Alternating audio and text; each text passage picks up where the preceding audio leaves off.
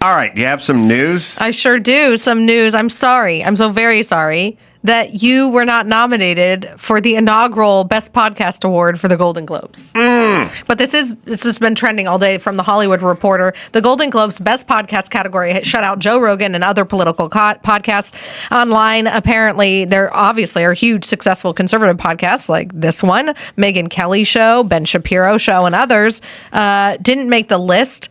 A news show, there's only one news show that was included. I was surprised that The Daily from the New York Times didn't get a nom, but Up First from NPR was. It was the only news-driven show. The other shows were really, it made me think like, so they're just nominating these people because they're celebrities with celebrity friends. Because if you listen to the lineup, it's Alex Cooper's Call Her Daddy podcast, which of course has spawned its own podcasting empire, but it's like all they do is interview celebrities and talk about sex. The Mel Robbins podcast, which is sometimes pretty good, the interview-driven self-help show. And then three of the other nominees, I listen to one of them sometimes, Armchair Expert with Dak Shepard and Monica Padman. And what was the other one? There were like some... Amy Poehler's also just celebrity interviews. Like all of these are celebrities interviewing celebrities. Yeah, well, there's a method to their madness. Amy Poehler realized that she could get A-list celebrities to sit down on an almost daily basis and talk to them, and she does it. Also, so they'll go, well, okay, I mean, let's break it down. They'll go like, well, Joe Rogan's political, but I don't think Joe Rogan's political. Joe Rogan talks to more MMA fighters and comedians and bow hunters. And even like business people, billionaires. Yeah. So he'll talk to anybody. Now, you also have to understand that if you're going to have COVID and then you're going to attack him on CNN for taking ivermectin, then he's going to attack back and then somehow it becomes political. You know what I mean? But I don't think he has any desire to be political. I think that you could then make the argument that the Call Your Daddy podcast is also political because they interviewed Kamala Harris, or they had on an actress last week that was ranting against conservatives hating women and taking away reproductive rights. No, listen, Joe Biden has been on Smartless, and he sits there for 47 minutes, and they lob softball questions at him. That was another one. That was the one I was forgetting. Yeah, they just lob. Joe comes in. They lick his ass, and they lob softball questions, and then we learn nothing about Joe Biden, maybe what kind of ice cream he likes, and then he goes home. Was it vanilla? It's always vanilla, but all right. So you had Joe Biden on, so that makes it political. Right. So to say here's kind of their angle. They bring on all their like-minded idiot friends who say Fauci, Joe Biden, Kamala Harris, Michelle Obama, whatever. And then Joe Biden brings on Dr. Bhattacharya to talk about what bullshit's vaccines are. Yeah, Joe Rogan does. And then they go, well, that's a political podcast. Well, that's all you guys do, too. Look, it's Hollywood. It's how Hollywood works. They have people they disagree with, and those people they disagree with will always be shunned. Listen, I've made a whole bunch of very good documentaries, and none of them. One about Paul Newman, and that did not get into Sundance. And Sundance is named after Robert Redford's character from Butch and Sundance. And Robert Redford puts that on, and the Paul Newman doc did not make it into Sundance because they are not fans. And that's the way this town works. Now, it doesn't mean there are not other people who do good docs, and it doesn't mean there's not other people who do good podcasts. Yeah. But I shouldn't be able to tell you in advance what podcasts are not going to get nominated.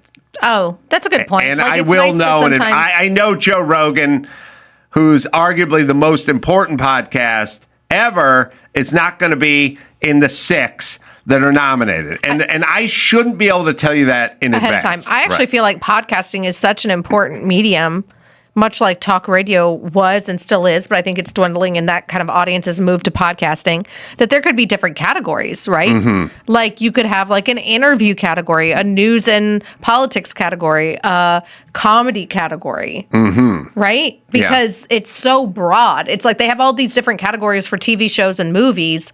Why not for like podcasting as well? Yeah, well, look. But then it would just be NPR, The Daily. The problem is they don't. Whatever it is America. they're doing, it doesn't work. That's the whole problem. They try to control everything. But anyway, they're liberal, would you they're go progressive. if you were nominated? Would you go, or would you be like, screw these guys? I would go there and get my award, and then right after that, I would go to Dubai and do a stand-up set for the right amount of money. I have no scruples. All right, what else we got? All right, David Spade has slammed a mall tree lighting ceremony for avoiding the word Christmas. This is another thing, right? Didn't we talk about this last time I was on the show? They don't like what is their plan. Well, listen, I yelled about it a long time ago when Obama announced we're like 9 days away from fundamentally changing this country. I said, I don't want to fundamentally change this country, you fucking communist. I don't want to fundamentally. I will make improvements around the edges, and there are things to fix and there's progress to be made, but I don't want to fundamentally change. That means like tossing out the Constitution, and that'd be no bueno. Fundamentally changing, like you can go, how's the Rams offense doing? I was going, though they're doing pretty good, but I'd like to focus on getting the tight ends more involved. But if I said I want to fundamentally change, that means we're firing the head coach and the quarterback, right? Exactly. I didn't want to fundamentally change. By the way, all the people went nuts when he said we're 9 days or whatever, 3 days, whatever it is, away from fundamental. No, I don't. But part of the fundamental change is, no more Christmas. No more Christmas. So David Spade talked about this on his buddy Dana Carvey's podcast, and Carvey pointed out that he and Spade knew many people who follow religions other than Christianity, and added, quote, I've never met somebody from another religious faith that was upset about a Christmas tree or even calling it a Christmas tree. That's the whole thing. You're not... You can go enjoy it. You do not have to be... All of my most Jewish friends in the whole wide world, like Dennis Prager and Ben Shapiro, tell me Merry Christmas. Yes. It's like, because they understand... Yes. Right? That the meaning of it, the importance of it, and it's not... Listen, it's not offensive to them.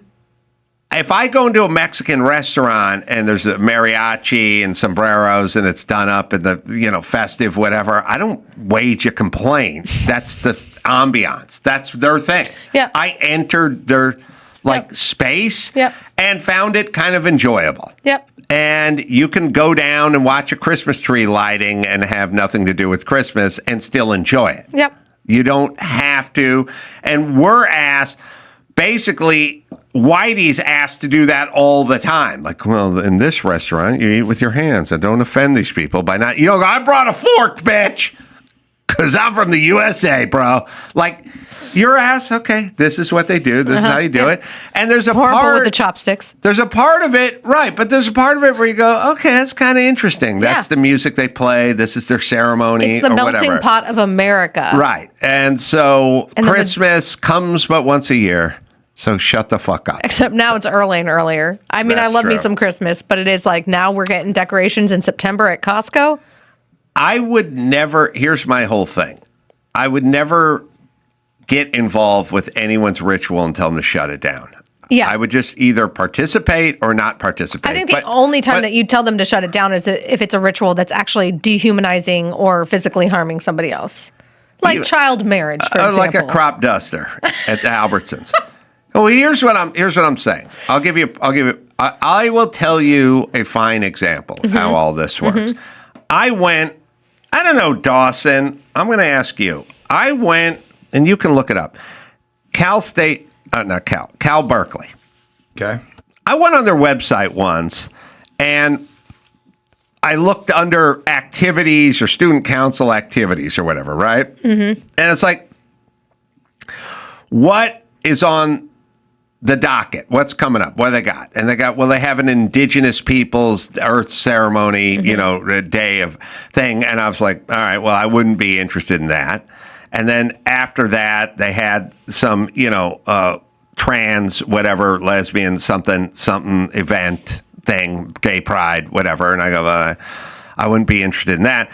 And after that, they had, new age music explained or something. And I was like, I wouldn't want to go to that. Okay. But then Ben Shapiro shows up and you have to shut it down. Yes. Now, my thing is like, there's a bunch of stuff that I'm not interested in. Yeah. So I'm not going to attend, but I imagine there is a group of people that would like to hear that person what the gay rabbi has to say. You know what? I just had a brilliant idea. So, but I would never be so bold as to insert myself into this and try to shut it down. I would just go, well, that's not for me. And by the way, when Charlie Kirk would come to town, or Ben Shapiro would come to town, or Dennis Prager, you can just think that's not for me. Yeah. And then stay the fuck home. But you can't because you're a narcissist. I love it when I go to campuses and people that disagree with me come. Like, that's actually the reason why I go, because I want to engage with people on the other side. But I just had a really fun idea. You and I should go do a campus event together and see how many people we can piss off. All right, I'll do it. That'd be fun. So, sorry, do we have tape of Spade, or is that just a thing? And I don't know. Dawson, what? By the way, when you see the activities that go on, what they have planned, it's 100% shit I disagree with once in a blue moon, someone I agree with shows up. It is insane. Not even just the events that they have that are typically student sponsored or student group sponsored. They're not always like completely endorsed or supported by the school. But like what professors or classes are actually being taught. Oh, well, I disagree with all that as well. Like, it's insane. All right, do you have Would the you like calendar? to go through the joy and defiance of Marsha P. Johnson? All right. Yeah, that sounds interesting. In defiance An of what? artist conversation with Zainab Saleh. Okay, I probably wouldn't be interested in that. Standing with students in Serbia, the promise of organizing in and beyond the university. Not interested. Did I miss what's happening in Serbia? You weren't standing with them. Yeah. Can a liberal policy survive the politics of grievance? I don't even know what that means. Or we can go to a film screening. Oh, yeah. This one sounds good. Get your popcorn ready for The Stranger Within a Woman. That's me when I'm drunk. All right. Yeah, no, it just goes on and on and on and on. But you know. Yeah. Berkeley's the epicenter of. I get it, but I'm saying UC system. it's a good place to drink when you're an underage kid and go see punk bands. But Jesus, man. There's plenty going on out there that I would not support and would not attend, but I would never dream of shutting it down. That's or what protesting outside, or anything. Nothing got shut down when I was at the University of California at Davis or Santa Barbara. It was not a thing. that was the good old days, though. Not anymore, man. Yeehaw! Jeff in Chicago, man. I got one for you on the communication front. I'm curious, has anybody ever done this to you? I texted somebody just half an hour ago asking for a yes or no question, or yes or no answer on a question, and the guy wrote me back and said, I'm in a meeting right now, instead of yes or no. And believe me, I would have taken either or. Get it out, man. You can leave us a message at 888-634-1744. I do have a thing where people spend more time sometimes telling me what they can't do or can do rather than answering the fucking question. Like I tell people all the time, you could have just answered it in the time you told me. You know, they'll pull the phone off and they'll go, I'm speaking to the realtor right now, okay? And you just go, I just said, what time do you want to do dinner? So you can just say 8. But all right, that took more time. My grandmother used to do that. Extra. Yeah. Extra. It was so it's a thing. It's a sort of settle your hash thing. Certain people can be short and curt, and others have to be flowery in there.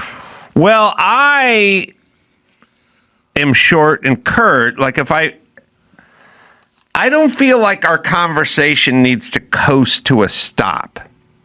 Like it's when the treadmill has the warm down thing, some people hit that button. It's like, all right, let's slow it. Like there's people who go, all right, Dr. Drew's this way. So you just go, dinner, Saturday, 8 o'clock, 8 o'clock. All right. And you just hang up. You don't have to go, well, then I'll see you then. And then it goes, looking forward to it. It's just, we're done. We're done. We finished. See, but to be fair, that's like a best bud that's been friends with you and knows you for years. Yeah, that's true. A lot of people feel inclined to run on sentences. I don't like nice people. I like accurate people that show up. Well, glad to be here. Here's what I want. You ready? Yeah. I want the guy I'm talking to be who's short on the phone to go, got it, and then we hang up. But then when I see him Saturday night at 8 o'clock for dinner, he's there, waiting when I walk in, versus the super nice person that's 25 minutes late. That's what I'm talking about. Yes. Problem with that. Yeah. Mm-hmm. All right. What do you got? Hey, first in the news, I got a Powerball winner, Edwin Castro, who won that largest Powerball jackpot in U.S. history. He's investing millions to rebuild his hometown of Altadena, which was devastated by January's deadly Eaton fire. Yeah. I went to a job site on Pacific Coast Highway this morning. I'll share more because we're going to talk to the guy, and was talking to the guy who's working on the foundation, drilling the caissons and building the seawall. Seawall on one side, retaining wall on the PCH side, because they got to retain PCH, and then they got to have a seawall. Huge project. 60, 70 feet in front of them, and those 60-foot long caissons that are being dropped. Anyway, they're drilling it. I started getting into it with him. I said, how much into this foundation before you can start building? So you build a house, first comes the foundation. And if you're building a house in a flat lot in the middle of Arizona, and the earth is fine and things copacetic, you dig a 2-foot deep by 16-inch wide sort of footing around the perimeter, and you'd pour like a 4-inch slab, let's say, and the house would be 2,000 square feet. And someone might say, oh, it's going to be 19 grand for the slab or for the foundation, or maybe it's 26,000 bucks. But if you're building in the Hollywood Hills and you had to get some caissons down on the ground, you want your house to hang over the side of the hill, then it's going to cost more. At the beach where these guys are building, I said, how much just in the foundation? This is probably $2 million, a little over.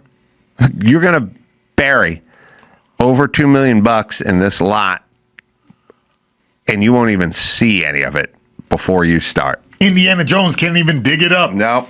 I said, that is some crazy ass shit. That is some crazy ass. What are they doing? Defending when Godzilla walks in off the sea? Well, as I was saying to the guy, the house right next to you that was built in the 50s, all it has is old telephone poles smashed down in the ground. And that house, you know what got that house? Not an earthquake, not the tide, a fire. Same thing that got the house with all the foundation. So the city's worried about the foundation, but they're not worried about the fire. But that would upset the whole Apple Cart if you had regulations in place to make it fireproof. Yeah, so it was kind of interesting. But yeah, I took a picture of the cages that go down into the caisson. They got to drill so deep into to drill 6 stories. They drill a 6-story building into the ground. I go, how many of these you putting in the ground? He goes, but 30. 30? Yeah, they go 30. Far enough. Yeah, they go far enough to get over there to Wuhan. 30. Yeah, I said, well, some of them's for the retaining wall, and some's for the seawall, but it's about 30. Holy shit! I know. These guys just fucking drilling away. Yeah, don't fall in the hole. The guy said, that thing's 7 stories down, man. He said, you fall. He said, that's some of that sand gives way. You go down. He goes, once you start going down, you don't stop. There's no grabbing. You're just down to the bottom. But you know what, Andrew, write this down. I've been saying this for a long time. This country, never more divided, right, Mayhem? Accurate, yeah. Yeah. Lot of fighting. Nothing can unite us. We can't even get the government. The government's shut down, okay? A lot of acrimony. I've been saying for a long time, we need a baby Jessica stuck in a well moment to bring us together.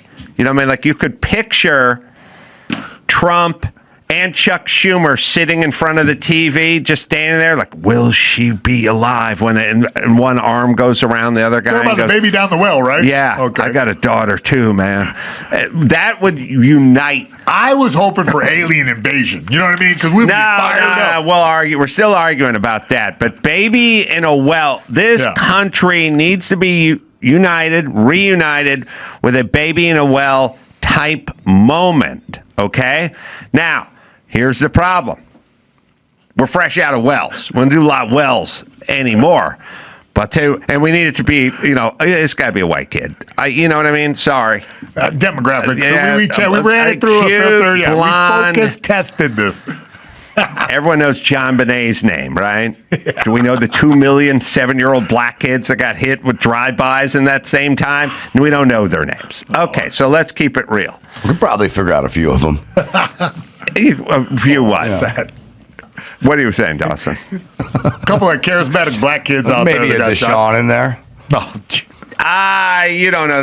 You're shitting on my point, but you don't know any black. We don't know anyone. We know blondes. All right, come on. Save it for the good stuff. All right. It's got to be blonde kid. Girl. Probably 4 to 5. Now, what type of harrowing situation would this blonde lady be in? We don't have a well. I know. But we have a lot of caisson holes. Oh, you got it. Baby Jessica fell down the caisson hole. The tide is rising.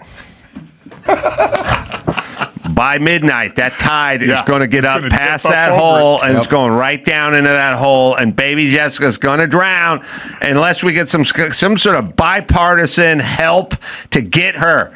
Because, we have that scene where the guy's operating the crane. That guy's a Republican. Yeah. But then we have, the Hispanic chick who's guiding him over the thing, and she's a Democrat. But you know what? Not for today. For today. I was imagining Trump and Kamala braiding a rope together. Could be that. There's a lot of different scenarios here, but we got to get a blonde kid in one of those caisson holes. And then we'll bring CNN together, Fox, and we'll all agree on one thing as a nation, that kid needs to get out of this well. Now, we're not going to call it a caisson hole because that's too confusing. A lot of Americans don't want to. We don't even know what that is, yeah. Right. But, I'll volunteer to throw her down the well.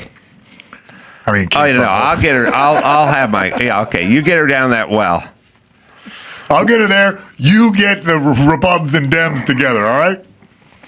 I'll do that. I'm going to have to talk to the guys with the caisson rig because I don't want them lowering the cage into the hole because she won't be able to get to the bottom of it. She's going to get caught up on rebar. I need her in one piece at the bottom of that well. Tell them to take all the ring cams down, too. I don't want to be on this tape. We got to time it with the tide, too, so that the tide... We got 8 hours, gentlemen, 8 hours. Somebody do these calculations, all right? We'll talk to meteorologists, but we'll also talk to a sea captain who knows these parts, like a Quint type from Jaws. He'll be nibbling on a saltine. He doesn't have a good feeling about this baby in the well. We're gonna need a bigger caisson. That's right. The baby in the well. I'll find her for you for 12. That's right. But I'll catch her and kill her for 15. Yeah, listen, Quint, we don't want her killed. Here's some more saltines. Farewell and adieu. Ladies of Spain. That'll do it. That'll bring this nation together. That'll heal. Yes. The healing that we need. Healing power of the baby in the well. We're long overdue. All right, what stories do you have? Next up, we got the co-host of ABC's The View acknowledged Tuesday they'd like more Republican guests to appear on the talk show.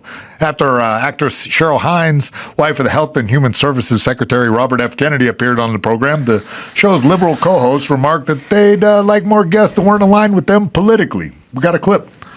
I think that we should have more Republicans on the show, but they don't want to come on. They're scared of us. But It's like Marjorie Taylor Greene says that she finds the Republican men afraid of powerful women. Well, that may be true of all the political persuasions. But if they would come on this show and they can explain to us what they're trying to do to this country. Yeah, didn't Bill Maher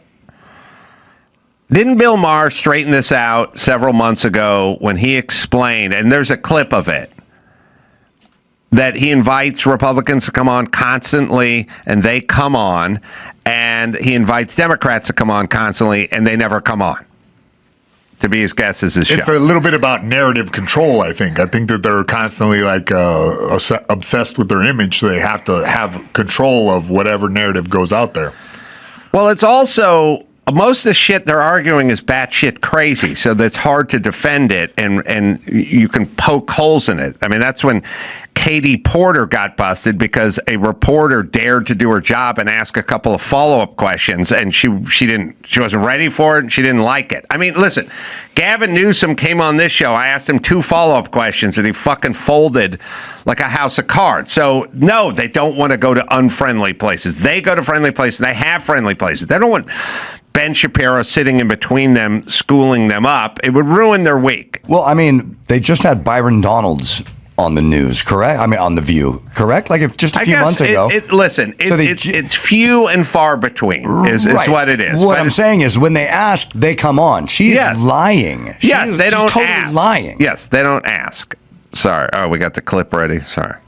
And she is a Republican congressman from South Carolina, member of the House Armed Services Committee, who recently announced running for governor in 2026. Very exciting, Nancy Mace. I don't feel like this is what I'm talking about, but... Well, thank you for being here. I always say that to my Republican friends. I say it every week. The Republicans show up. The Democrats do not. I say it every week. I'm going to say it every week. Stop asking me why the Clintons have never been on the show. They were invited. AOC, all these people, they never come. Ask them. All right, good. There you go, everyone. And you're right, Andrew. He did a long jag on it like 6 months ago, but I guess he did one last week or the week before or whatever. I guess that's his thought. Okay, they get invited to a friendly. Yeah, it's like friendly, an ally, but we'll put them to task. Bill Maher's like known for right. It's they're the coach who goes, tough, but I'm fair. Okay, he's tough, but he's fair. But you're gonna have to answer questions. You're batshit crazy stuff, and it's not gonna work with him. And you have batshit crazy ideas, so it's not gonna work. Isn't what's happening right now? Isn't Newsom saying that Joe Rogan wouldn't dare have him on the podcast? Yes, but Rogan totally would. Nobody believes him. Right. But he just won't go on. And so the front that he puts on, instead of saying, I don't have the balls to go there, is he won't have. If he's trolling, he's saying he would go on, but then turns it down. That's ridiculous. I just saw a tweet. Let me find it. I'll put it up. He's doing this kind of. He's trying to be Trump. He's doing a Trump type movement. Yes. And his press office releases Joe Rogan is a snack-sized podcaster who can't stop talking about me. Obsessed. Crush, no thank you, but is too scared to have me on and let his audience hear the truth. Just it's insanity, right? Yeah, they don't care anymore. I mean, listen, calling everyone who disagrees with you a racist is pretty insane, but they'll just do it. They're done with it. Did we ever play Katie Porter on with Piers Morgan? Yeah, I think so. On Bill Maher? I don't think we've done that. That's a recent one. I got that one. But if you do or don't, I don't. But she's not interested in having Piers Morgan ask her normal questions. Like he does a follow-up, and she'll go, I disagree with everything Riley Gaines says. And then he'll go, like what? She just wants to get money. What's that have to do with it? What do you mean? You ask a follow-up question, then they get into trouble. Sorry. Go ahead. He'll find that. Yeah. Ladies from the View or Beyond.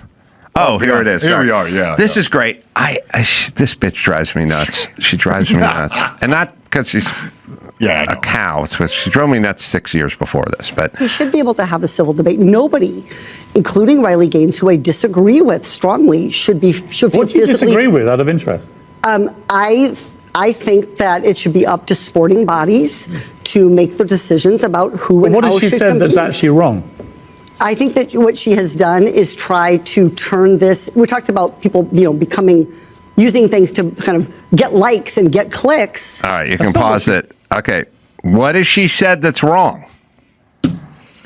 Go ahead. Okay. Dawson, ask me what Gavin Newsom said was wrong. What did Gavin Newsom say? I told that fucking retard that the homeless problem was caused by people with mental conditions and drug addicts, and he told me it was single moms who were divorced with 2 kids and a full-time job. That was number one that he was fucking wrong about, that he said to me, okay? You want to keep going? Because I can keep going. Right. I don't go, well, he just wants attention. No, that wasn't a question, you cow. We want to know what he said was wrong. But Piers, she's not up to this, is what I'm saying, because her ideas are bad, because Riley Gaines is right. But sorry, go ahead. I've got no truck for Riley Gaines personally, but all I've seen her do is stand up for women's rights to fairness and equality. Well, she actually competed against Leah Thomas, and it was obviously unfair. Leah Thomas won one of the races in the NCAA championships by 50 seconds against a bunch of biological females who simply couldn't keep up. That cannot be right. It cannot be fair. That is something that I think our sporting bodies should be dealing with. And by the way, Riley is speaking up for herself, and that is her prerogative, and I respect her free speech. I think she's speaking up for pretty much every female athlete in the world. Wasn't that... All right, she doesn't want to... You think she... First off, she didn't sign up for that. She thought Bill Maher was going to be... Mayhem. Yeah. Mayhem Miller. Yeah, that's me. King of the Octagon. All right. Did you ever duck a fight where you thought I could beat the shit out of that guy? Never. Right, but what if you thought that guy might get the better of you? I never ducked a fight. Maybe I should have, but yeah, never did. I would argue careers last longer when you avoid guys who you're pretty sure could beat the shit out of you. I've heard it described by Ariel Helwani as a calculated turning down of a fight. Yeah, people make what they call in the football when the receiver goes out of bounds instead of tries to grind out another 2 yards. He made a business decision, is what they call that. Yeah. And these people make business decisions, and they're not in the business of showing up. They just want to fight tomato of. cans all the time. They don't want to actually be taken to task by a legitimate opponent. I've seen Rocky 3. Was it 3? Where he got the tomato cans? Yeah, that's good. All right. Because he was telling his trainer that he was, won his last 20 fights. And he's like, those were tomato cans. I set them up with you. Remember? And he's in his mansion. Yeah, I remember. Right. With the robot that's serving him? Yeah. Had to get back to the streets. Yeah. Like Clubber Lang was just doing push-ups and getting ready every day. Yeah. Mm-hmm. Don't test me on Rocky knowledge. Yeah. The robot, by the way. I'd love to have a scene where like Paulie was trying to get with the robot. No, I'd like a scene where they got her to change its voice. Oh yeah. Yeah. Mm-hmm. And then someone's like, "Oh, he brings you a beer. She brings you a beer. Yeah, she's great, but don't believe a word she says. Right. You can't listen to her. She is a liar." All right, we got. By the way, you know what?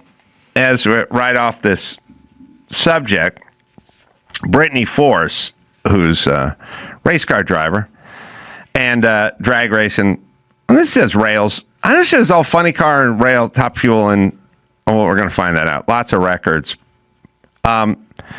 She, as I look at this, you go fastest run ever, by the way, 343.5 miles an hour. Recorded 12 runs over 340 miles an hour. None existed before 2025. Now, listen, Katie Porter, if you go, listen, I don't think any of those women, if Usain Bolt became a woman, I don't think any of those biological women are going to be able to keep up with the guy. And same with the boxing ring, and same with the high jump. But if you want to compete in drag racing, then there is no advantage. I mean, there is no feminine drag race. There's no female designation or male designation or transitioning designation. That wouldn't go over great in the pits. I've been to some of those races. But because it's not about strength, and it's not about, upper body strength, it's just about reaction time. experience and skill, then yeah, there's sports, I don't know, archery or something like that, where you go, oh, I don't know that we need a male and they don't have a male and a female division in automotive racing. Horse jumping. And horse jumping, is there a male and female? Both athletes compete together. Yeah. Right, and women go 30 pounds lighter than the horse dudes. that actually gets the medal. Honestly, I think it's the horse. It doesn't really get the medal, but they're judging the horse. Right, not the but rider. there's a handful of events that it's unnecessary to separate male and female, but that ain't wrestling, and it ain't boxing, it ain't basketball, it's not football, it's not baseball, it's not a whole bunch of other ones. So if you want to pick that sport, then fine, and Some combine people them. live in that TikTok reality. All right, listen, we got to get... Why is there men and women's curling? I don't know that there is. Yeah, there is. Yeah. There's men and women's. Yeah, I've seen men and women do it, and I've seen couples do it, and I've seen men do it and women do it. I mean, there's only men and only women. We're talking There the highest shouldn't level, be- Ace. There shouldn't be men and women's curling. Yeah, I agree. was thinking about that the other day. Because it takes exertion. Equestrian, shooting, sailing. I'm looking down at the cheat sheet here, but it is curling. Now, do women have a curling advantage because of the early broom play? Right. I think you're right. Yeah, Possible. I don't know. Yeah. And also that curling stone is It may even the playing field. kind of but it's like a canned ham. And girls are way better at like that squat down position. You know that you have to be to release the stone off into the distance. I don't know how they even keep score in curling. I mean, I kind of do. What is the average female curling score and male curling score, if it even works that way? like with the 100 yard. think it works that way. I think it's like With 100 yard. It's kind of like bocce on ice. 100-yard dash, you go, the male record on the 100 meter is 9.2 and the women is 10.4 or whatever that is. The average combined score in women's curling game is around 12 to 13 points. All right. How about the men? I guess that's what I'm asking. Is there a combined score in the male? And then we'll see if there's some kind of advantage here. Oh, single average score. All right. Oh, that was for bicep curls. Can we do an apples to apples on this? Yeah, I know. And then we'll bring. Well, it has an average combined score for women's curling, so it'd have to have. Yeah, it mistook the curling. You know, AI. Oh, curling. Curling. Oh, okay. And even the next year, I graduated and got the call to do Hendrick Motorsports, and my dad raced. I'm looking at all your stuff in your room. I was going to show you some pictures. He raced. So getting a NASCAR job, like that's him and Paul Newman right there. Oh, really? Yeah. Wow. He won his class at it wasn't Rolex then, but 24-hour Daytona. Oh, I can tell you what year that is. That's his ass crack. I can tell you what year that is. You go back to Newman and your dad, because I own the car that is peeking out from under the cover. Wait, that is in this one? The foreground. Yeah, that is a Triumph shit. TR6 that Newman drove, that he won the D-Production Championship in Road Atlanta in 76, I think. Show me the car. Watch. I will match the car, my car door. You can see that. Show me Newman. I'll just tell them. They'll find it. You don't need to find this one. Show me Newman's TR6, Triumph TR6 D-Production car, and I will show you the same door. And that's him and my mom. Oh, my God. She's a smoke show back then. She still is. Sorry, Your Mom. dad's driving a Datsun 2000? Yep. Now, who the fuck else would know what car your dad was driving from this I picture? just asked my brother, I said, what kind of car was the Datsun? He said, I don't know, but I'll find out. He's driving in that is a Datsun 2000, or could be a Datsun 1600 That's Roadster. Maybe a different look at it. And that was Daytona, I believe. All right, that's the car. Oh, my God. And I own that car. You own that car right there. That's in the picture. Look at the 75. That's so sick. Look at the way the 75 is the exact same car. Drawn in the outline around it. And that was Newman's own colors. God. So Newman's talking to your dad. His car's covered up. Half covered, yeah. And somebody pulled it back just enough. So your dad was a road racer. He was a road racer. Oh, So I cool, got to say man. I'm relieved because a lot of guys' dads, or not a lot of guys' dads, but I mean, they go, oh, my dad was a racer. They did circle, oval, dirt track or whatever. And it's like, it's fine, but you're just going in a circle for a long period of time. It's not a road course where you're mowing through the gears and turning left and right. He got us into, we did it at Charlotte 2 years in a row. One was a 6-hour, one was an 8-hour go-karts. And they supply the carts. And we won the first year, which was sick. It was me, my 2 brothers, my dad, and my high school friend. And the high school friend didn't race. He was just up hanging out. But that was an 8-hour race where we're endurance racing around the inside there in Charlotte. Yeah. And so your dad, first off, he's hanging around with Newman. He's driving a Datsun. Listen, the last car I raced was a Datsun 2000 Roadster in a vintage race. Now Dawson's got to find that. That's crazy. It's just a BRE Adam Carolla Datsun, whatever. It's the last. There's pictures of it in this hall. I can recognize the handle on the can't door. believe you own this car. I do. That's cool, man. And your dad raced a 2000 Roadster. What else did he race? So I'll try to find a picture. I was talking to my brother about trying to figure out what the cars were. I have two pictures in my house. You show me the pictures, I'll tell you the car. I'm sure I got them in here. Now, he's raced a 2000 Roadster with a full cage. Mm-hmm. And I had an orange. Your dad's was orange or red? What was His it? was orange. You can find. All right, you ready, Don? You ready? 2000 Roadster, lightweight 2000 Roadster, Adam Carolla, orange. You'll see me racing an orange 2000 Roadster, or just 2000 Roadster, Adam Carolla. Anyway, Datsun. But yeah, if you show me the picture, so you would go to Hendricks. Hendricks is the biggest name in the game, right? Right, especially at that point. Jimmy won 2 when I was there, and we got up to. We started in ARCA, moved our way up to Nationwide Truck.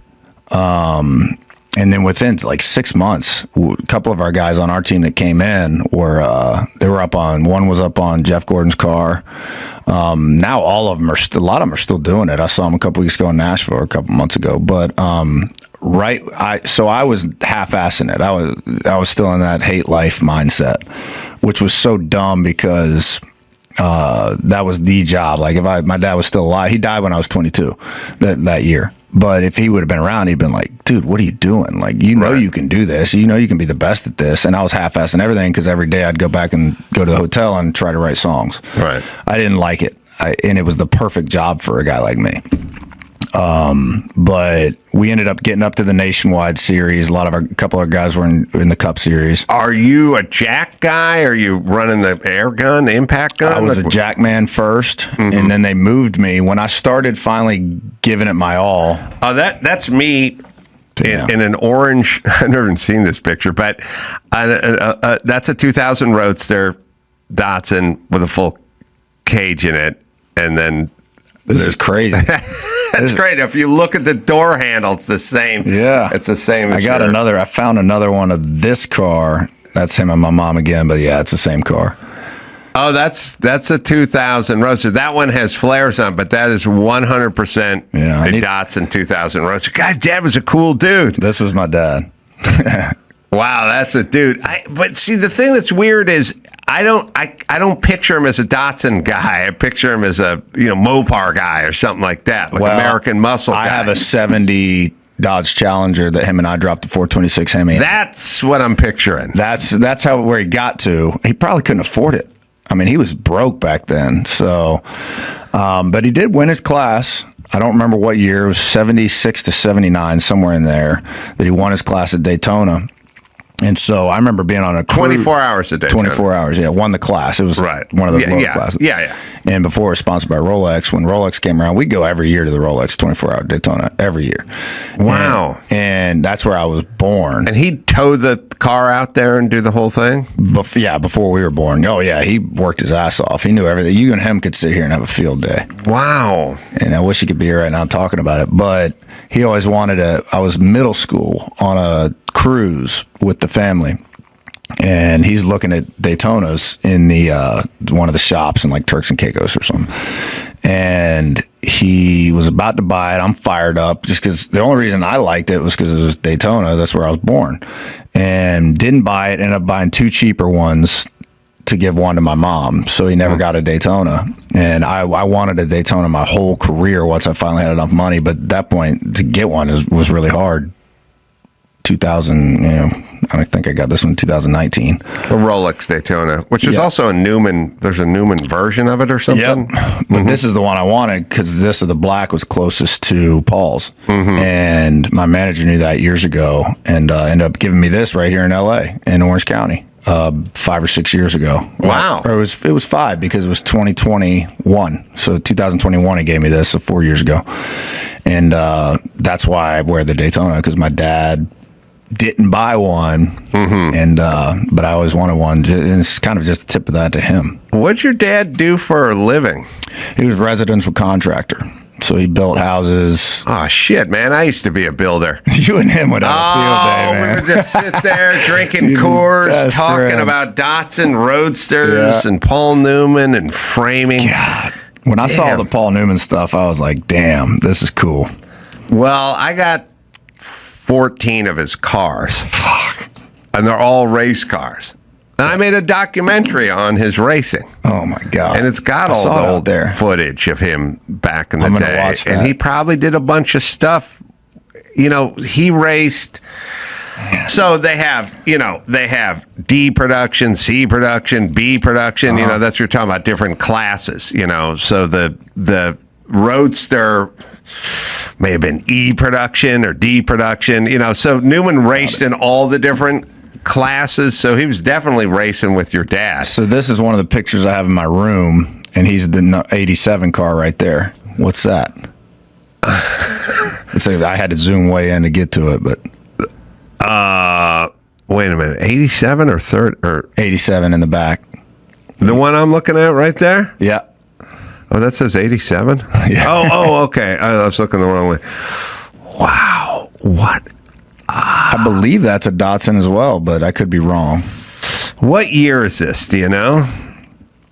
That would be pre-80s. Pre-80s. 79 maybe. God, this is... I am telling you, there's no car I cannot decipher, but I'm having trouble in this. That's a tough one. I'm going to ask my brother. Ask your brother. Send him a text. I don't know which. That is a weird. That's a weird car to race, and a different car to race. Yeah, but that was at Daytona. That was at Daytona because it was up on the bank. Yep. Yeah. And does anyone have those cars? No. They all went away? No, I have his racing suit. So Nashville, I wore one of his. He has a full body racing suit, and then he had the top and bottom. I wore the top at the Nashville race a couple months back. He must have been a tall guy because you're a tall guy. Yeah, he was about 6'3". Oh, really? Racing doesn't normally attract tall guys. I know. He looked like Earnhardt. He looked like Dale. Dan Gurney aside, but it's usually a shorter guy's game. Yeah. He was big. Dale was big. Wasn't Dale over 6 feet? Senior? I don't know how big he was. I watched a doc on him.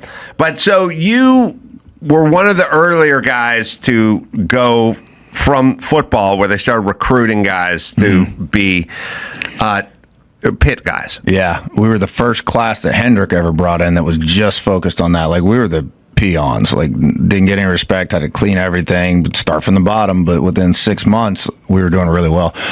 First day we get in, Coach Berkey was his name. He actually was who recruited me. He was the head guy in charge of bringing in all these ex-college athletes.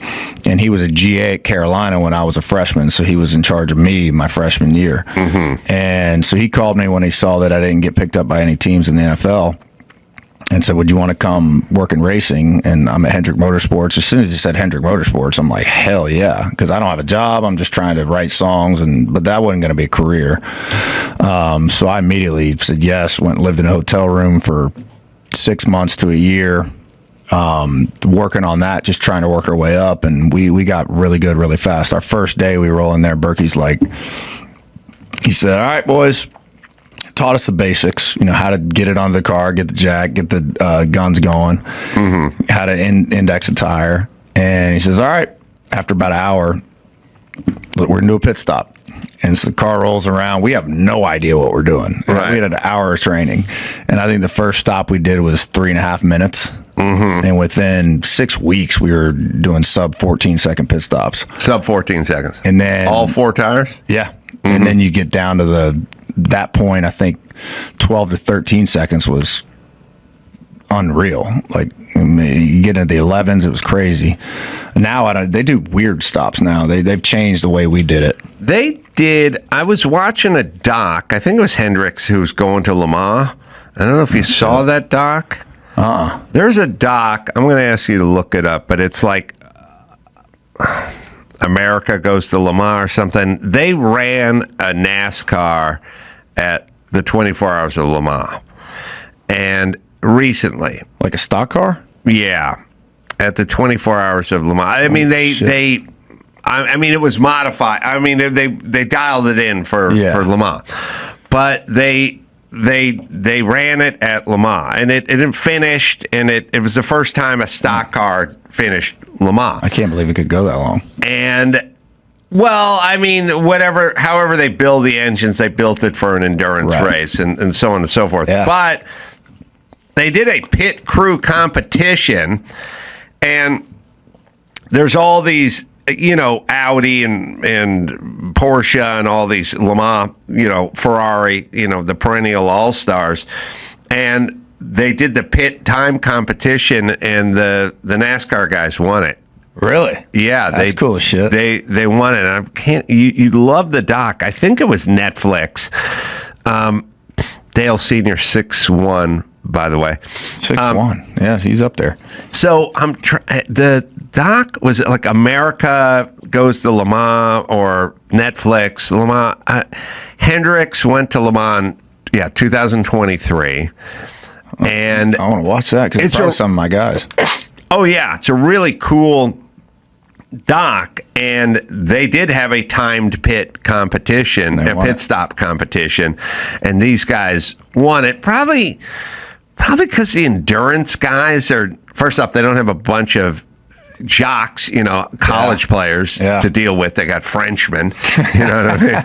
Number one, American Thunder. That's on Prime Video. American Thunder's on Prime Video. Okay.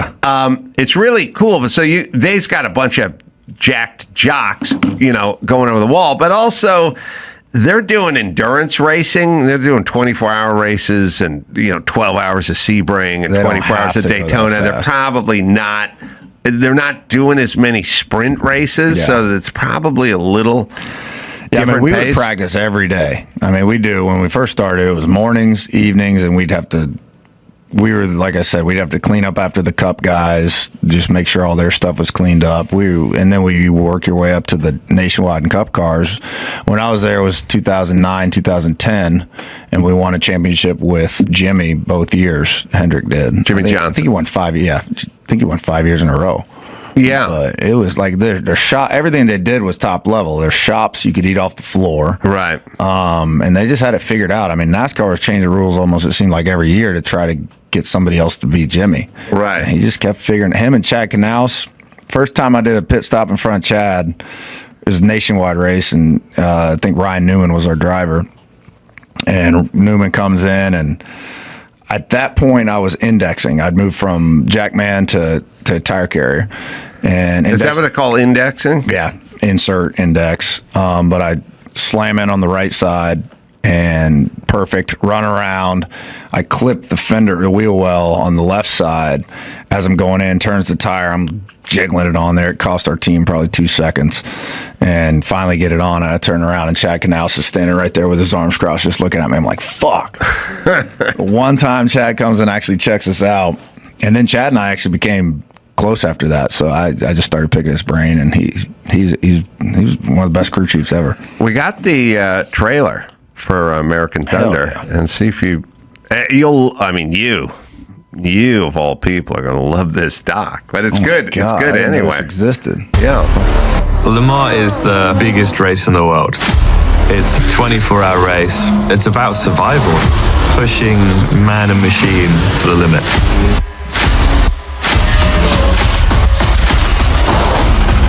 We're going to race in NASCAR at Le Mans. We're going to do what? There's a stereotype that NASCAR isn't as technologically advanced as other racing series. In 1976, Bill France took a couple of NASCARs to Le Mans. One made only 2 laps. Our goal was to make sure that we beat my father's record. Mike Rockenfeller, Jimmy Johnson, Jensen Button. You're not going to get bigger star power. Oh, I just talked to Jensen Button. Is NASCAR's most successful, most powerful team. Laguna Seca. If you were going to choose a team, this was the team you wanted to choose. We're going to do this right. Whatever it takes. We're not going to be embarrassed. All right. You get it. Shit. Yeah, Jensen Button. Jensen Button raced in my race. Really? Yeah, and I'm racing in a vintage race. Yeah. And I got an F1 guy up front. Did he smoke you? A little bit. He may have had more horsepower. I don't know if it was a driver thing, but he whooped up on all of us. Damn. But it's like, you can't. This is a vintage race. This is old dudes that are fat sitting in Datsuns. Did you ever race Le Mans? No. Or Daytona? Still a dream. No, never raced. God. I did a couple professional Trans Am races and Trans Am 1, like in big cars. Yeah. And that's as close as I got to like real racing. I couldn't believe when I walked in. Like I said, first of all, I didn't expect to come into LA and hear your viewpoints. So I'm sitting there like, fuck, man, thank God somebody who's got some common sense. And then I'm looking around all the cars, all the racing stuff, and I see all the Paul Newman stuff. It's like, oh my God, this is going to be a fun conversation. Well, I'll take you on a tour, but first I'll give you a plug. The new album, Eldora, out as we speak. And then, of course, you want the certified gold, man, Lambs and Lions as well. Any place I should send people? Instagram? Yeah, I do my Instagram. TikTok has stuff, but so I'm an independent artist now. I don't have a record deal. I left my deal 2 years ago. Mm-hmm. Music industry is, I'm sure you get a lot of it here too, but it's like they give you the loan, they give you $1 million for to record an album, to promote the album, and then as soon as they got to make their $1 million back first before you make a dime, and then after that you're making like 20% maybe of your income off your streaming, and streaming makes big money these days. So if you don't have radio and all that stuff, you don't need a label. So I left them 2 years ago. So I need all the help I can get with anybody here. So thanks for having me on the show. My pleasure. Come back, man. Yeah. Bring some more stories and some more pictures. A clip to get into with all the Charlie Kirk stuff. And, for me, I guess the minds go in different places with these kinds of tragedies and situations. And for me, I'm kind of more the person that wants to examine the reactions versus the actual events. Mm-hmm. The events are baked into life, the assassinations, the plane crashes, the car crashes, the weird tragedies, the cut down in their prime, cut short, that kind of stuff. It's sad, and I'd like it to go away, but it's kind of baked in to me. We were talking Beatles, John Lennon gunned down in the streets. Why? It's like, I don't know why, but it seems to be baked in to our culture. All cultures, really. Just the tragedy and the sort of random tragedy of life. And so to me, when something like that happens, I tend to focus on our society and how we react and what we do, and when John Lennon gets gunned down in cold blood, then appropriately the following Sunday, 250,000 people show up at the park and light a candle. And they play Give Peace a Chance, and then you go, all right, but you don't have people on news channels making fun of John Lennon. No. You know what I mean? It wasn't acceptable. It was, and you know, we didn't have the internet back then, but I imagine there wouldn't have been a lot of trolls talking shit about John Lennon back then. Now there would be. Now there would be. But there have been, I don't know if you remember, maybe 4 or 5 years ago, people started to dissect Imagine and take apart like that it wasn't a positive song and the things he was saying, and I'm like, God, what are we doing that we're dissecting Imagine 40 years later? Yeah. Do you know? I do hate that song, but yes, I know what you're saying. You know what I'm saying. I know what you're saying. Yeah. So there's a clip, and then I also kind of realized. So there was some controversy last week, which is the TMZ was doing their live stream, and they heard raucous laughter and cheering, and I wanted to kind of break it down. Then they gave an excuse that was because of a car chase, but when you sync up the timelines and you watch the car chase, it's pretty much a Daihatsu charade just going through LA to medium speed. There's no explosion. There's no pit maneuver. There's no rumble strip that popped the tires. There's nothing spectacular. There's nothing going on in the car chase that would elicit a reaction. Okay. Like, I've seen a million car chases, and the way car chases work is you just sit there and watch them, and then at some point the guy T-bones a Gardner truck, and you go, whoa! Yeah. But you don't really cheer or laugh. No. You just go, oh! You know, ah! You know, There's no cheering. We don't know who's in the car. Right. You're not rooting for anybody, for sure. Right. So here's the tape, and he's doing a live stream, and you can hear what sounds like the cheers, and we'll just play it.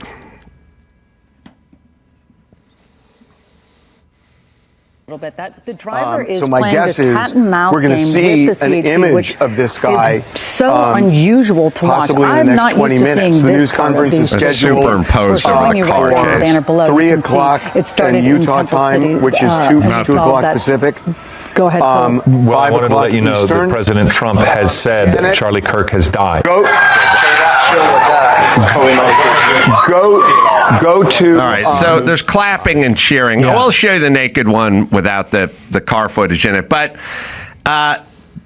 it's synced up, and the car can't even be seen. It's behind a building, and it's driving at kind of pedestrian speeds down a side street. That's the 300 underdog that got the knockout kind of cheer. Yeah. Yes. We'll play it to you without the that is superimposed. not what I was expecting him to look like. Whatever.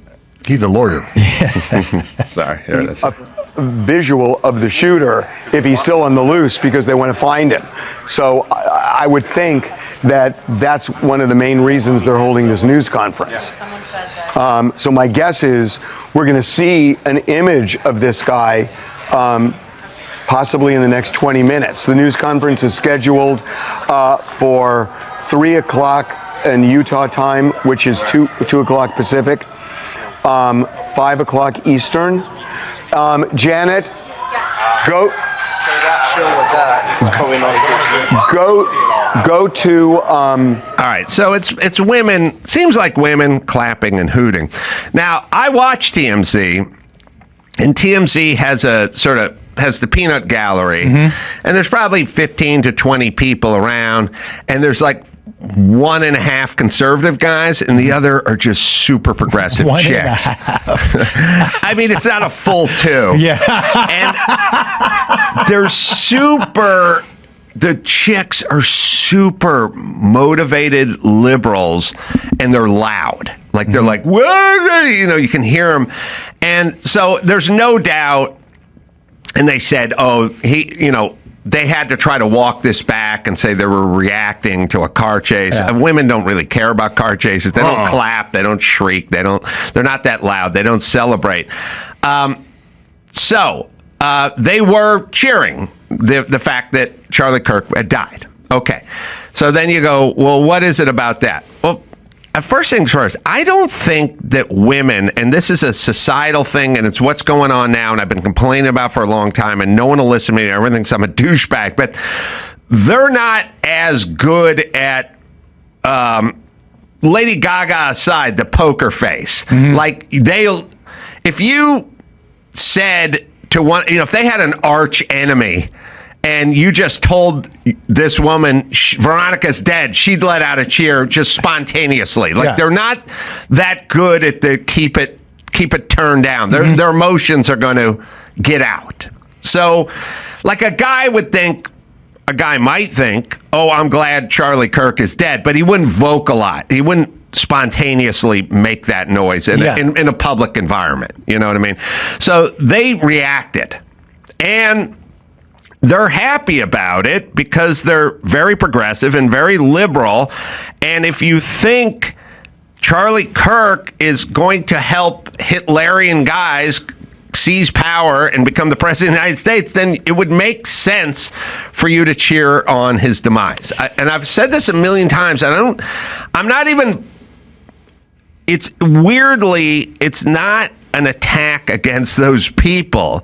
The French resistance were doing the right thing. There was a guy named Adolf Hitler. He was taking over Europe, and they fought him.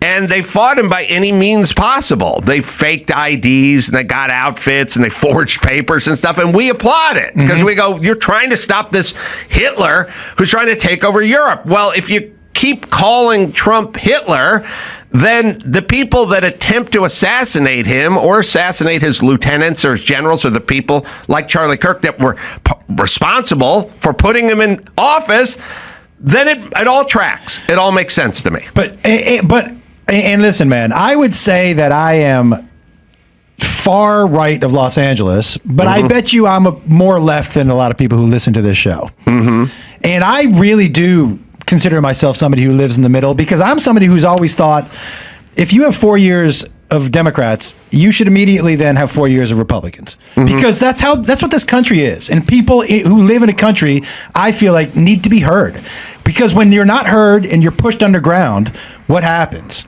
Yeah. You come up fucking fighting. All right. So I have always felt, whether I agree with it or not, 50% of the country, which is what we're usually split up in, needs to be serviced. You can't just have, 16 years of Democrats because what's going to come out is a bunch of angry fucking people. You can't have 16 years of Republicans because what's going to come out is angry people. People need to be heard. Yeah. So I think, though, at the same time with the left dehumanizing, because that's what that is. When you're calling somebody Hitler, in that group, Hitler, you're dehumanizing him. Yeah. At the same time, when all you do is refer to, I hear from people all the time, oh, you're one of the good ones. What does that mean? Good Jews? Yeah. What does that mean? Barely a Jew. I'm half Jew. Yeah. You're Jew Billy. I gotta tell you, somebody, because I'm full Jewish, but somebody told me the other day, you don't look Jewish, and I was like, you know what? By the way, I'm not offended by that. I take it as a compliment. Yeah, you could almost be Italian. Yeah, that's great. Way better than looking like Seinfeld. But point being, if you're on the other side and all you say is radical left, and these people want to destroy our countries, it's the same thing. You're dehumanizing an entire group of people, which makes it easier to do terrible things to that group. Yeah. Right? So, no, I agree. That I think the difference, and then we'll be honest here, which is I think it's policy versus person. I live in California, and I'm like, Jesus Christ, Gavin Newsom with this fucking clean needle exchange program. That just means more junkies at the park. Or he wants the girls to be able to use the boys' bathroom and the boys, as long as they identify. That's so destructive, But I don't say he's Hitler. Yeah. You know what I mean? So when your policy is bad, it'd be nice if you change course on your policy, but you don't need to be killed. Your policy needs to change. Yeah. But if you are Hitler, then you do need to be put in the ground. So I would argue, and it's a weird thing because the left goes, we got to tone down the rhetoric, and then they go, he's Hitler. Yeah, that's and it's like rhetoric. You can't do that. Yep. You have to go, let's tone down the rhetoric. I think his policies are bad. I think tariffs are going to hurt this nation. I think what he's doing with ICE or whatever. But as soon as you start doing he's weaponized ICE, they're collecting citizens off the street and disappearing them into gulags, well, now that guy's got to go into the ground. Yep. And that's where we're at. Do you have that Jen Psaki clip I told you from? Because the rhetoric in general, dude. It's all heated. It's so. I see. I know. I'm pushing back because what I'm saying is I don't think the rhetoric is ever going to go away as long as our policies are that far apart. I agree. Okay, so you go. I agree. You go, I want the border shut down, locked down tight. Then you're like, I'm not going to put National Guard at the border. Okay, so we're never going to agree. And there's going to be a rhetoric. There's going to be a rhetoric.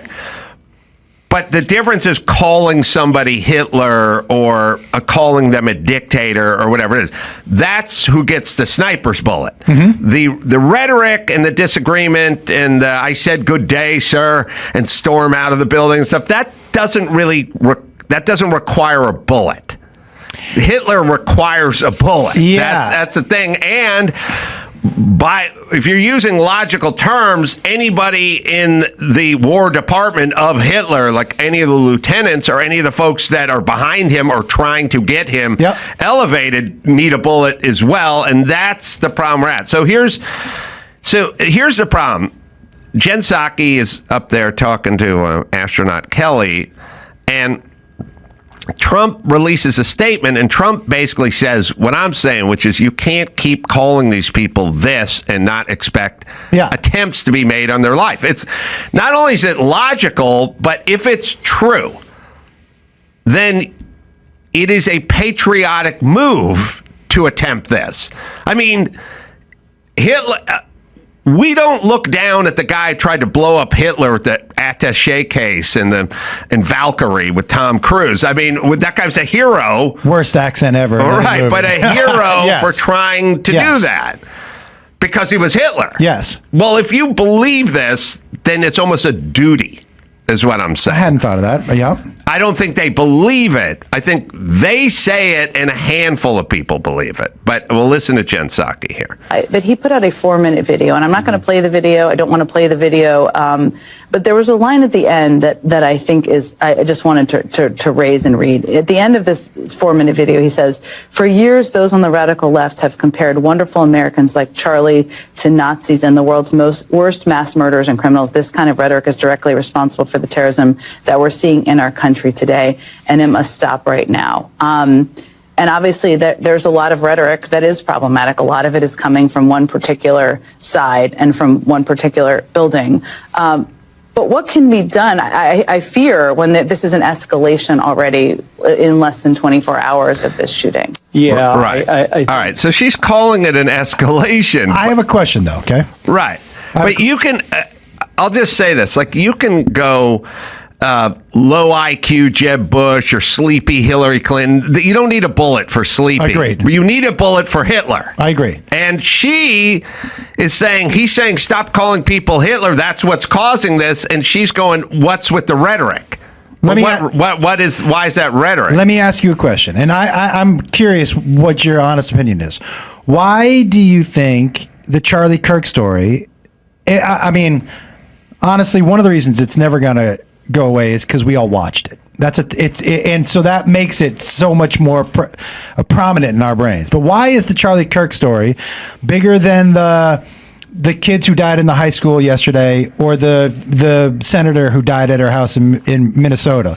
Like, why do you think? Because he took on an adversarial role with the trans community and the LGBT. I'm with you. But why is this such a point the arrow moment as opposed to somebody who came to a senator's house and killed him, or we still have kids dying multiple times in schools?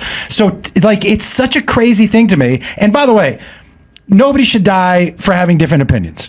Yeah. But the fact that kids died in a high school yesterday and that story or whenever, and that story is buried is such a crazy moment in time for me to be like, this is not even top news in our country, is kind of crazy to me. Yeah, it is America. Well, I mean, going back to, there's a kind of pragmatic side to what you're asking, which is if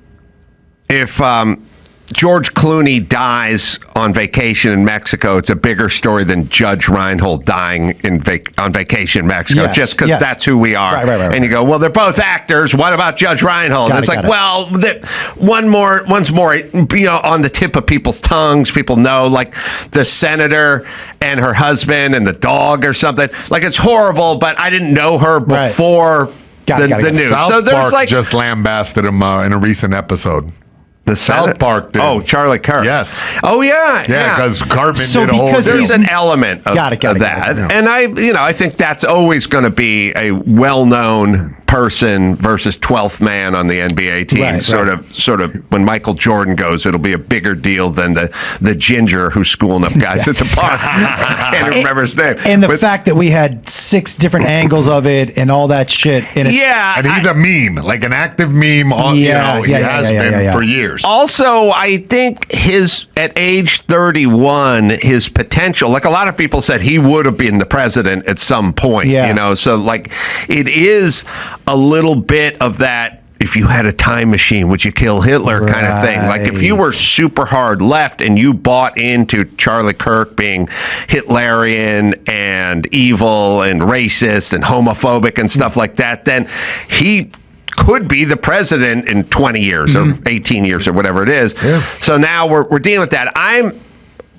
My thing is all the talk in the world is fine and all the disagreement in the world is fine, and all, calling a J.D. Pritzker fat or something, like I don't like it, but it's fat. Like I don't have to kill fat you don't have to kill people, fat guy, right? And so I'm saying keep it all, get rid of the Hitlerian dictator part, which they won't get rid of. But if you get rid of that part, I think you'll have less assassination attempts. That's what I'm saying. I do think you're like, it's an interesting thing I hadn't thought of, but almost if you are thinking that this dude is Hitler, you're right. It almost feels patriotic to be like, well, then for the country, like I hadn't thought about that. For the good of humanity. I hadn't thought about that in the danger in calling these people dictators. Well, and also I would say this as a guy who knows people on the right and left, and I'll say this. I know who, Charlie Kirk, Dennis Prager, Tucker Carlson, sort of before he really started spinning out in the last few months. But I know, I spent time with, had conversations with, I know all these guys. Yep. They're nice guys. Yeah. And they're smart and they have a different opinion. But the thing that I'd realize is like, I disagree with Anderson Cooper and I disagree with George Clooney and I disagree with all these people, but I don't think they're bad people. I know who they are. I don't think George Clooney's evil. George Clooney's a super nice dude. He cares a lot. I think he comes from a position that's not he's a mom who loves the kid and says, let him eat candy for breakfast. I love him. And I'm the dad is going, you're rotting his teeth out. Give him some fucking broccoli. Yeah. And you're going, he doesn't like broccoli. And I leave him alone. And I'm like, I don't think she doesn't love her son. I feel like she's doing something that's going the wrong direction and the kid's getting fat, but I've never accused her of not having great love for her son. And there's millions of sort of Stephen Colbert, Jimmy Kimmel. There's many people on the left, right? Because those are bad people. Those are like family people and they love their family. They love their nation and stuff like that. The right gets, and so I remember once I was, I watch football here on Sundays with with the boys years ago or something, and I just got done. Tucker Carlson came to town, and I did some stuff with him, and I said to him, "What are you doing in town?" I said, "I'm going home Sunday morning or whatever," and I go, "Oh well." I'm going to I'm doing a set at the Comedy Store Saturday night. You want to come by? And he goes, yeah, I guess. I go, well, what are you doing? He goes, I'm just at the hotel. I got nothing to do. And my wife and kids no one's here. I go, well, why don't I'll pick you up. We'll go out to dinner and then we'll go to the Comedy Store and I'll do a set in the main room, crowded, you know. He's got baseball hat, sunglasses, Woody Allen nose attached to the glasses, scarf, collar pop. He comes trench coat, comes sliding in there, and then so the next day I went to watch football Sunday morning, And so when I walked in, people were like, "Hey, what's going on, man? What's been going on?" I said, "Well, it was funny. Last night I went out with Tucker Carlson. Went to the Comedy Store, which is you just got to picture Tucker Carlson walking into the Comedy Store, right?" And one of the guys, maybe two of the guys, I said, "Yeah, I was out with Tucker Carlson. We had dinner, and then we went to." I just heard my friend. He's just going, "Bad dude, bad dude. It's bad dude." And I said, "He's not a bad dude. You don't know."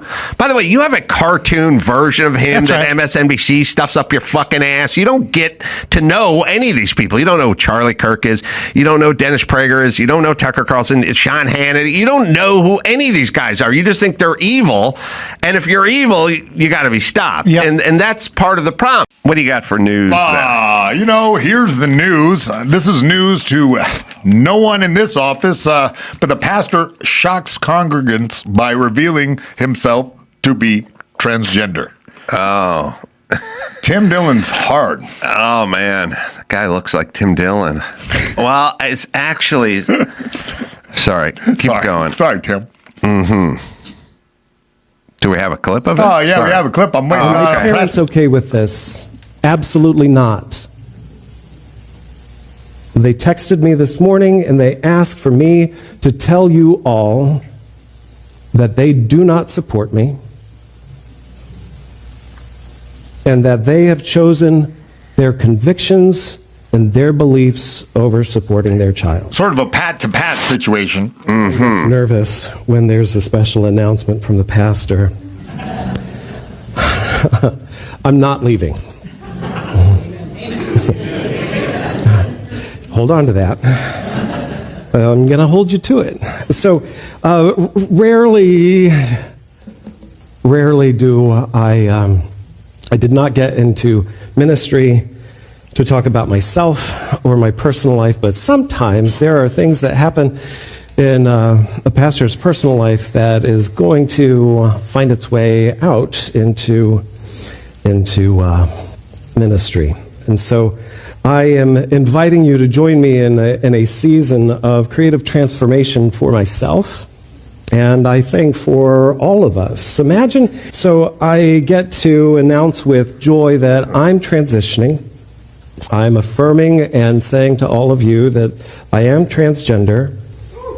And so, the best way to put this is that I'm not becoming a woman, I'm giving up pretending to be a man. What will change?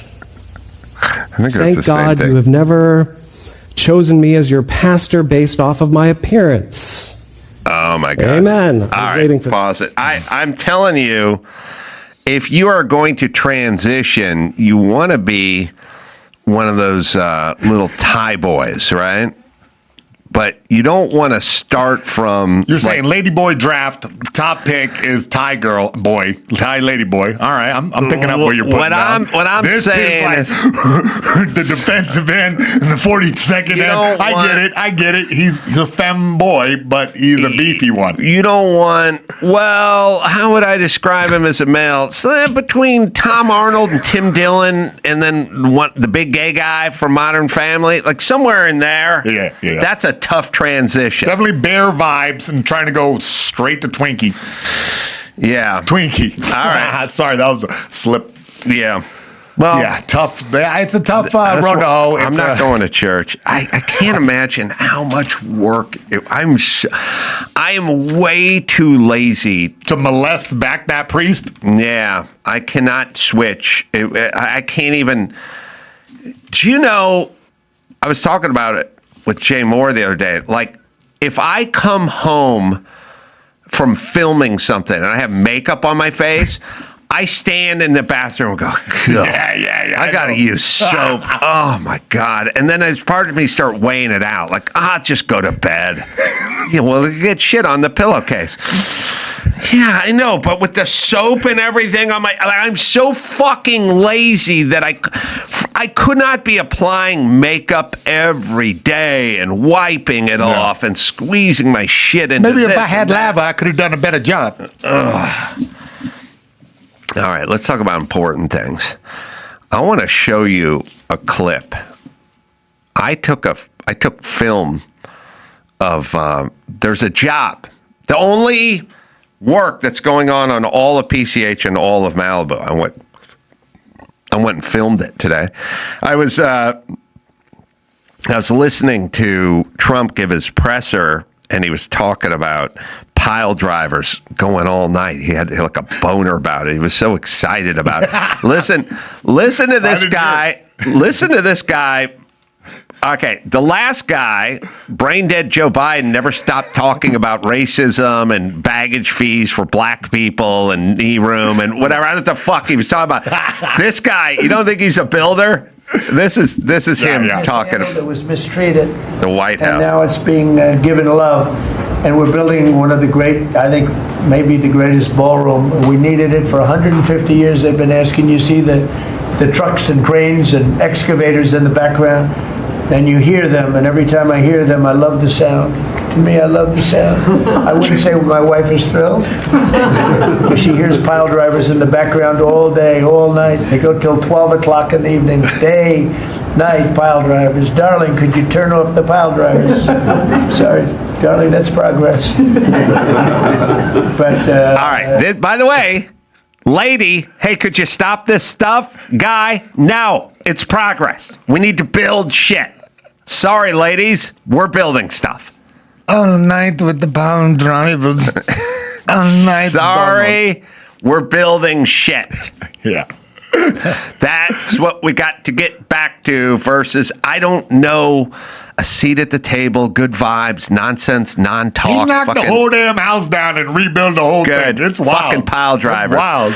But I went out this morning and I told you people, all right, one day soon I will dedicate 25 minutes to this subject, which is a metaphor for the reason why we can't do anything in California and in Los Angeles. And I'll tie it all together, but I can't do it in 5 minutes. It's going to take half an hour, but I'm working on it. I'm working on an expose that involves foundations as a metaphor for why we can't do anything in California. But there is one place only being built on all of Pacific Coast Highway. And I've been walking by there in the mornings and looking at it and filming it. And I told you guys that they were sinking 6-story piles or caissons into the ground. That's a 6-story building. It's a 6-story building in the ground. A foot of it may stick up, and maybe in some places more. But the soil line, there's a 6-story, when you're standing on that lot, there's 6-story buildings underneath you worth of these piles and caissons, and there's 35 or 70 of them, and they're everywhere. Got it. And we're building this thing. They're having to build a seawall now. And I'll show it to you. Now you go, what's a seawall? Well, first off, why do you need a seawall? We never had, the whole beach doesn't have a seawall. Has anyone walked on the beach and tripped on a seawall? It's all of Santa Monica, all of Malibu. You could walk to Venice Beach. There's no seawall. But if you want to build a house over the sea, you need a seawall underneath you for no fucking good reason. Now remember, it was just telephone poles going into the ground. Every single house built. I was in Miramar and around Santa Barbara. I was walking the beach and I was looking at modern homes. They built multi-million-dollar, huge cement caissons. I came across a place that was built clearly in the 40s. It was just telephone poles, smack 10 feet down, and then they have cross braces that kind of connect them and lock off the telephone pole. That's it. Place is still sitting there. I mean, it didn't burn down. The sea didn't get it. No seawall. No seawall, just telephone poles. And it's the place next to it has a massive seawall and all the caissons in the world, but the place without it is still there. But anyway, I filmed this and I figured out how they're going to build this seawall, and I'll explain it to you guys, and I'll try to do it in such a way that you understand it. Oh, this is Dutched sideways. Sorry. Oh, it went. Andrew, we got to figure out a way to flip it on its side. Anyway, what they do is they sink these caissons, they drill them. Yeah. Then they drop a 6-story cage into them. Then they fill them all with concrete. Yeah. And they make rows of it in front against the ocean, close to the ocean, maybe 20 feet back from the ocean. Okay. And the caissons are spread out like every 12, 15 and feet. Just wait, they're drilling into bedrock or, down two? They're going down 6 stories. I don't know how far into bedrock that is, and it'll be called out. You get a soils report, a geologist, an engineer. It'll be a little different wherever. What's the next step after they lay these caissons? So I was curious how you build the seawall. The seawall is not above ground. It's below ground. Yeah. It's below. Oh, so there has to be like underneath the earth that's just purely caissons? What they do... I was imagining a wall on top of these caissons. No. Oh, wow. They dig, then they got to excavate down. What? Oh, yeah. And what are we doing? Digging for gold? When I was there, it was flooded because the seawater had seeped in overnight and flooded the excavated area, and they were trying to pump it out. You can hear the pump. They're pumping it out so they can get to it. Now he turned it up. Sorry. So the soil line is where I'm standing, and Comes in overnight. So this is where the sand begins. I guess you'd say they dug it all out. You can pause it there.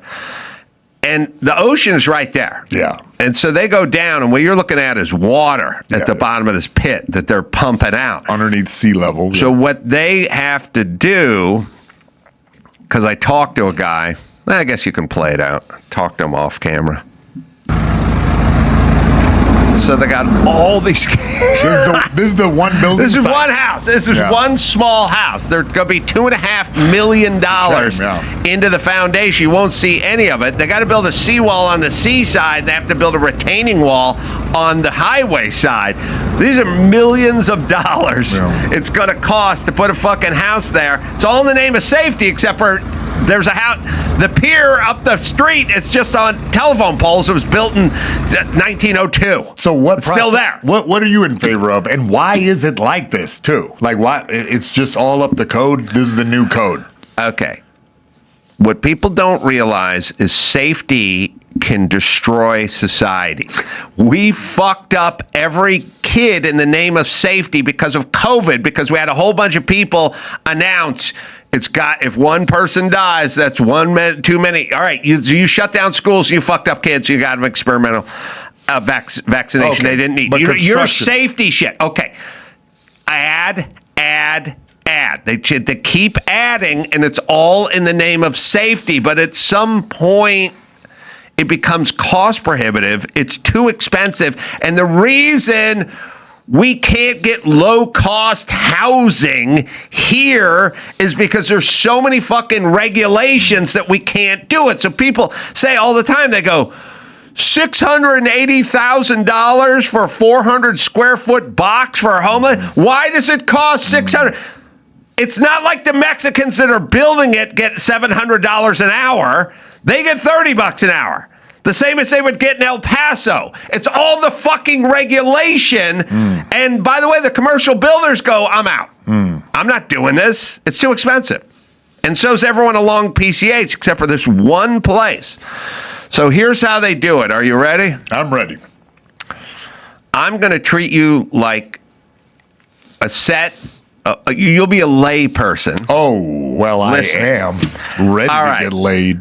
I was trying to figure out how they did the seawall, like exactly what was the seawall. All right, so they drill the caissons. Yeah. Caisson it's about 3 foot around. Maybe it's 32. It looks enormous, yeah. It's about 3 foot around, goes down 6 stories, comes up to about surface level, sand level. Jeez. They're spread out, let's say about 12 feet apart. And they make a line of them in front of the ocean. Not that far in front of the ocean. It's already flooded. They make a line. Then they excavate and they dig down, and they got to go 20 feet from the top to the bottom of the seawall. 20 feet. Now, to be fair, the caisson would come out of the ground about 4 feet or something at that level at the sea. So they go down about 15 feet from the top. They go down about 15 feet and they excavate. And about how much does that cost? about $2.5 million to get this fucking base it's done. worth it if it blocks a tsunami. It'll stop an atomic bomb. That's what I thought, yeah. So they go all the way down, they excavate. Now you have these round posts sticking up, now exposed, like 15 feet in the air, 20 feet in the air. So I'm saying to the guy, what do you do? Now, how do you do the seawall? He goes, the seawall, because my thing is, I'm thinking like an engineer, how are we tying the seawall into these round caisson, the round, and they stick up 15 feet. He goes, we got to dowel into them. I go, okay, I get it. Doweling is just drill it. You drill it, and you take 3/4 inch rebar, and every 1 foot, you just epoxy it in, like you're making a ladder. And they stick out like 3 feet, and they go in a foot into the caisson. And you do all that. Then you build a cage, which you've now doweled into the post. Every foot, you do the center of it. You, like I said, 3/4, number 6. And then you put the wall on top of that. You tie it into that, more rebar, more 3/4 inch rebar, and that connects from one post to the other post. Then you form it. Then you put the plywood. I asked him how thick, 14 inches thick, and it's 14 inches of reinforced concrete that gets tied into each post that goes down 15 feet, starts at the top of the post, goes all the way down, creates the seawall. But there are no other seawalls in the whole fucking stretch, and half the houses were built there before the seawall, and there's no erosion problem. It's just the fucking sand is underneath the house like it is everywhere else. The pier doesn't have a seawall. Then they have to build another wall on the highway side to retain the highway. But how are we going to retain the ocean if we don't all build the seawall together? Build the wall. There's miles and miles and miles of coast. This is going to take up about 35 feet of the coast with the seawall. You're driving me nuts with this, Adam Carolla. I don't know why they're building the seawall at all. Because I don't know why you're telling me this. The Coastal Commission, the bitches at the Coastal Commission want it done. You're saying that a new commission needs a new job to do, so they make new rules, so that they got to go 6 feet down, 6 stories down, and then put caissons on top of caissons so that we can just have a place to smoke cigarettes? Right. And so the moral of the story is what is wrong with this? Okay. What is wrong with making a rule that says everyone who flies commercially has to wear a parachute? You go, well, I'm down, dog. You feel like Superman standing it's going to take up a lot of room, and it's going to add a lot of extra expense to that ticket. Yeah, but in the name of safety. But in the name of safety. But in the name of safety. Yeah, I get it. Now, what it is the bitches that are making the rules, they're not operating the caisson rig. They're not paying for it. They're not paying for the cement. They're not paying for the rebar. They're not paying for the soils report. They're not paying for the deputy inspector. They're not paying for any of it. So they just sit around and make more fucking rules and cost more fucking money. And then at some point, they go, we have a shortage of low-cost housing. You know what the average house is? The average family can't afford the average house. Yeah, bitch, they can't. Because we have a problem. Because you've overregulated and they can't build. And then their plan is never peeling back regulation. You know what their plan is? The average family of 4 can't afford a house in the San Fernando Valley because the average house in San Fernando Valley is $1.6 million. Here's my plan. We're going to raise the minimum wage to $80 an hour. We'll raise the minimum wage, and then that family of 4 will be able to afford that. No, McDonald's is moving out of state, bitch. That's what's happening, and they're automating, and they're going to have a kiosk and Flippy the robot, and no more work for your fucking people. But your plan is overregulate the fuck out of everything, add price to everything, and then when people can't afford the shit you overregulated, we'll give them an extra $80 an hour for minimum wage, and then they'll be able to afford it. That's your fucking retards version of the economy. The other thing they're doing is they're trying to eliminate, especially in Los Angeles, single-family home zoned neighborhoods. Right. So forget it. You can't afford a family home? No problem. We're going to put an apartment building next door, and maybe you can afford one of those. Yes. So I will keep an eye on this one place and one place only. Now, the other places... Do you know who owns it? Are these people Chinese investors, or are they I heard a story that they'd already had their shit in place before the fire. If you ever see any progress, like when Karen Bass goes, "Oh, we finished our first home in the Palisades," that house had already pulled permits, pulled soils, pulled engineering. That cleared plan check. That place was pre-fire ready to be built. That's why it's done now. So don't believe the hype.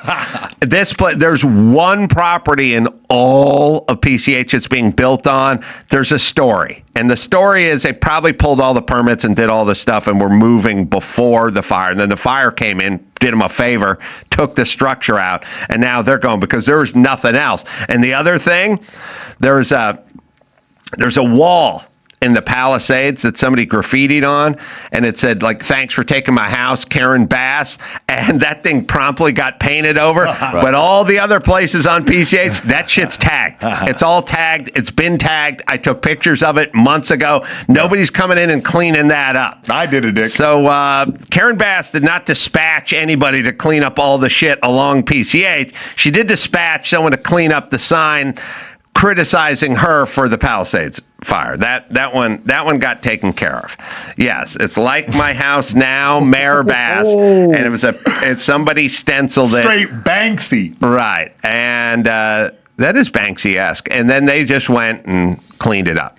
But again, I'll take pictures and put them up. It's all. Well, I'm just going to keep tagging dicks until one of them goes viral. Yeah, by the way, like the owner would clean that up. There's no fucking house there. Why would you get him with a bucket of primer? There's more new tagging. So I will keep you posted, but it is absolutely insane. It's cost prohibitive, and it's a metaphor for the problems we have in the city, but it's also a metaphor for big government. It's why you don't want a bunch of fucking dumb yentas sitting around making fucking choices. And when anyone talks about dictatorship, fuck right off, because the ultimate overhand and overreach of government is you not being able to build shit on your own property.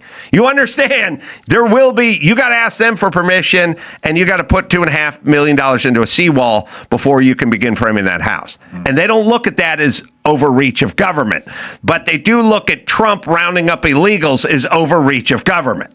That's where they're at. They don't look at forcing a vaccine on you as overreach of government, but they look at enforcement of the border as overreach of government. They're all fucking ass backwards.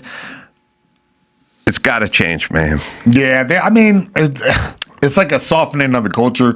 On that side is a lot of people that have an abundance of empathy. Some would argue suicidal empathy. I'm gonna go with suicidal empathy.